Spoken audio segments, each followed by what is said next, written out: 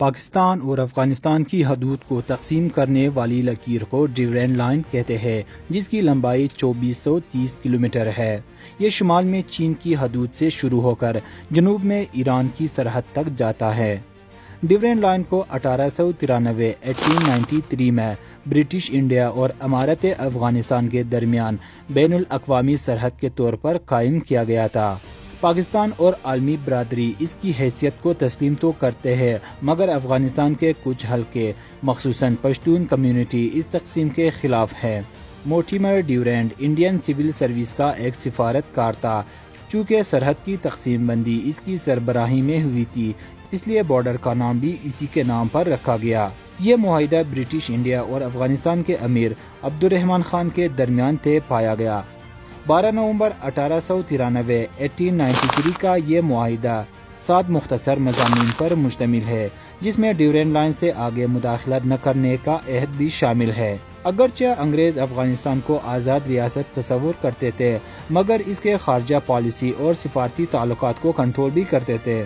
Border کی حد بندی 1894 کو شروع ہوا اور 1300 کلومیٹر کا احاطہ مکمل ہو گیا۔ برٹش رشین گریٹ گیم کے اختتام پر یہ حد بندی پائے تکمیل کو پہنچا۔ ڈیورینڈ پشتون قبائلی علاقوں سے گزرتی ہے اور مزید جنوب کی طرف بلوچستان کے سیاسی طور پر پشتون نسلی گروہ کے ساتھ ساتھ بلوچ اور دیگر نسلی گروہوں کو بھی تقسیم کرتی ہے۔ جیو پولیٹیکل اور جیو اسٹریٹجک نقطۂ نظر سے اسے دنیا کی خطرناک ترین سرحدوں میں سے ایک قرار دیا گیا ہے۔ اگرچہ ڈیورینڈ لائن کو بین الاقوامی سطح پر پاکستان کے مغربی سرحد کے طور پر تسلیم کیا جاتا ہے، لیکن افغانستان میں یہ بڑی حد تک غیر تسلیم شدہ ہے، کیونکہ سرحد کی تقسیم سے پشتونوں کی سیاسی طاقت کو ایک طرح سے کمزور کر دیا گیا ہے۔ وہ نہ افغانستان میں ایک مضبوط اکثریت بنا سکتا ہے اور نہ ہی پاکستان میں۔ افغانستان کے پہلے صدر سردار محمد داؤد خان نے اس کی سختی سے مخالفت کی۔ افغان صدر حامد کرزئی نے واضح الفاظ میں کہا تھا کہ افغانستان ڈیورینڈ لائن کو کبھی بھی تسلیم نہیں کرے گا۔ 19ویں صدی کے دوران وسطی ایشیائی علاقوں میں برطانوی اور روسی سلطنتوں کے درمیان ایک شدید دشمنی پیدا ہو گئی تھی۔ دونوں طاقتیں افغانستان پر قبضہ کرنے کی کوشش میں لگے ہوئے تھے۔ اس ڈر سے کہ روس افغانستان پر حملہ کر کے قبضہ نہ کرے، انگریزوں نے کئی مرتبہ افغانستان پر کنٹرول حاصل کرنے کی غرض سے لشکر کشی بھی کی۔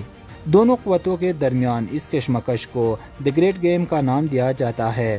بالآخر برطانیہ نے روس کو یہ تجویز دی کہ کسی براہ راست تصادم سے بچنے کے لیے افغانستان کو دونوں طاقتوں کے مابین بفر زون بنایا جائے۔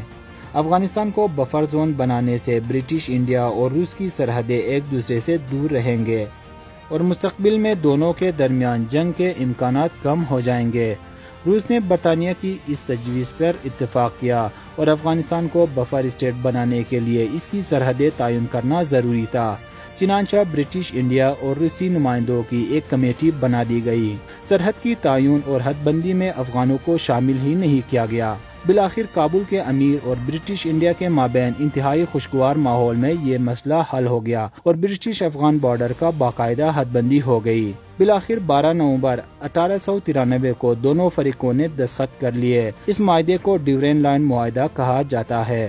انگریزوں نے اس کے بدلے کابل کے امیر عبد الرحمن خان کو 18 لاکھ روپے بطور سبسڈی بھی دیے۔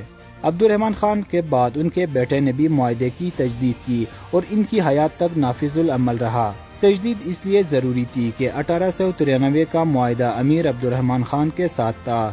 امیر عبد الرحمن کے بیٹے حبیب اللہ خان کے وفات کے بعد ان کے بیٹے یعنی عبد الرحمن خان کے پوتے امیر امان اللہ خان انگریزوں کے خلاف جنگ کر کے افغانستان کو بیرونی اور اندرونی طور پر آزاد قرار دیا۔